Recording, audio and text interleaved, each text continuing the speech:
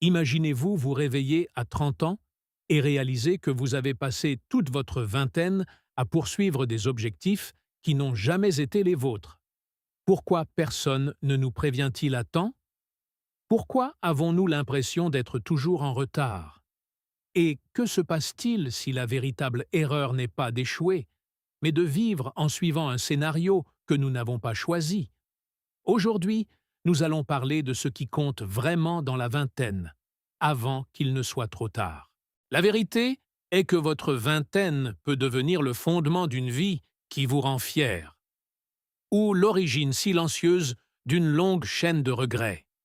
Et le plus inquiétant est que presque personne ne reçoit les bons avertissements durant cette décennie. Nous recevons de la pression, des attentes, des comparaisons, mais pas de clarté. Les réseaux sociaux nous font croire que tout le monde vit une version parfaite de son histoire. Nous voyons des voyages constants, des maisons achetées avant 25 ans, des mariages de rêve, des entreprises qui décollent en un temps record. Et tandis que nous observons cette vitrine soigneusement filtrée, une question commence à s'installer dans notre esprit. Suis-je en retard? Mais ce que nous voyons n'est que le 1% visible. Derrière existe un 99% chaotique, rempli de doutes, d'erreurs, d'improvisations et d'échecs que personne ne publie.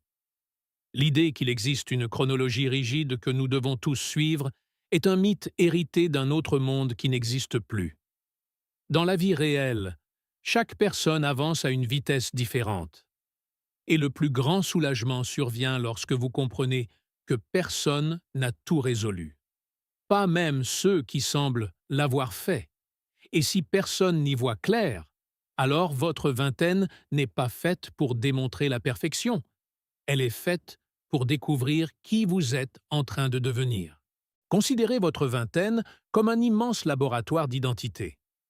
Pas comme une salle d'examen où vous devez fournir des réponses définitives, mais comme un espace d'expérimentation constante.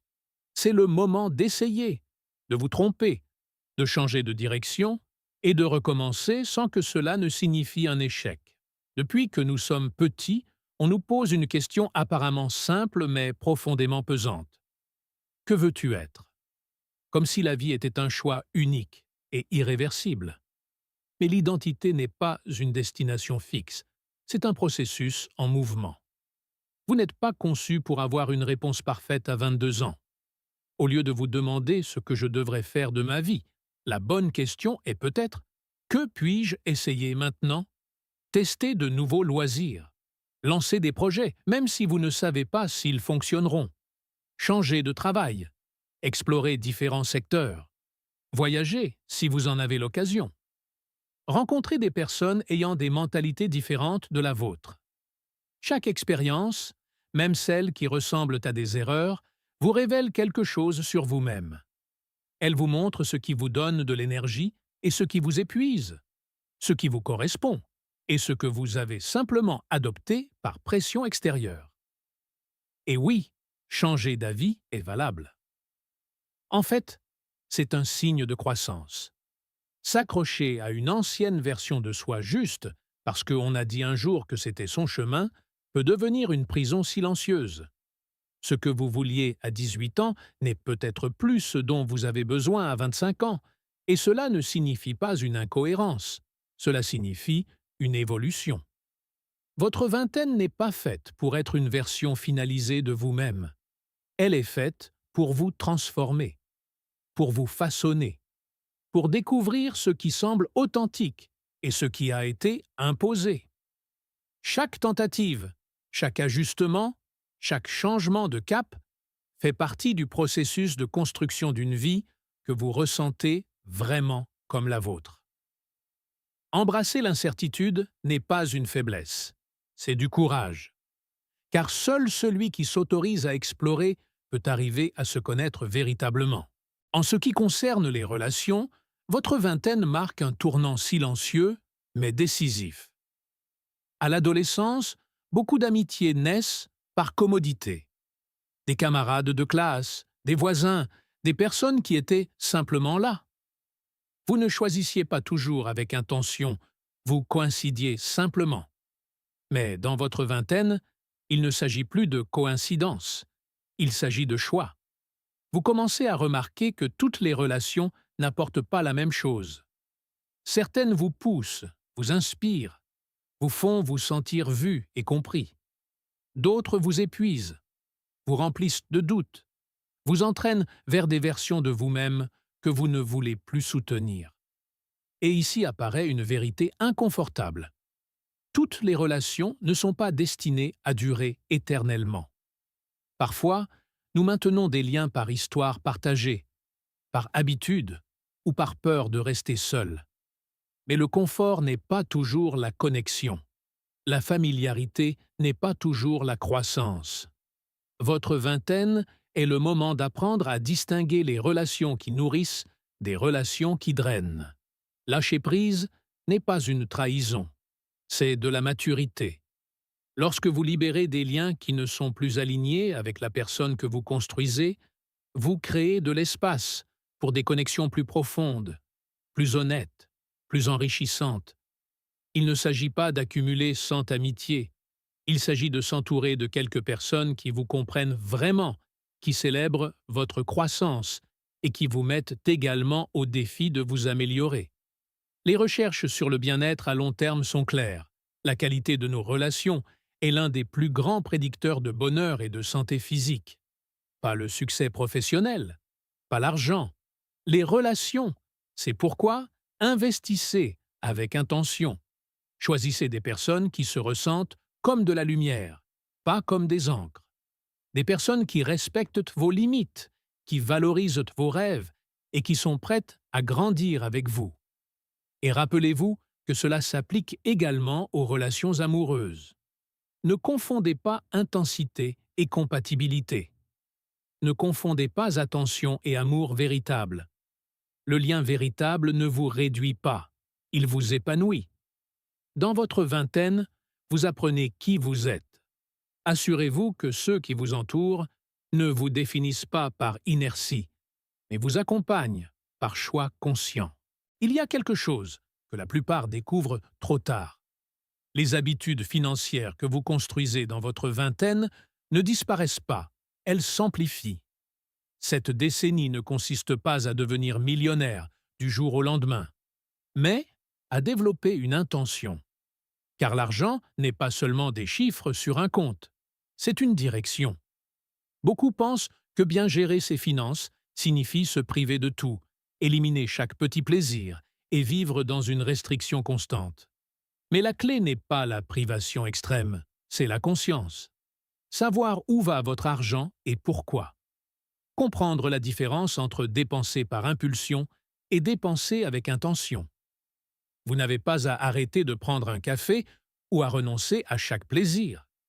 Mais vous devez comprendre l'impact cumulatif de vos décisions. Tout comme les erreurs s'accumulent, les décisions intelligentes le font aussi. Si vous le pouvez, commencez à investir même de petites sommes. L'intérêt composé fonctionne de manière silencieuse mais puissante. De petites sommes investies de manière constante dans votre vingtaine peuvent bien se transformer en sommes significatives avec le temps. Ce n'est pas de la magie, c'est de la constance. L'éducation financière est l'une des compétences les plus importantes que vous puissiez développer, et elle est rarement enseignée à l'école. Apprenez sur l'épargne, l'investissement, la dette, le crédit et les budgets. Non pas pour vous obséder par l'argent, mais pour l'utiliser comme un outil.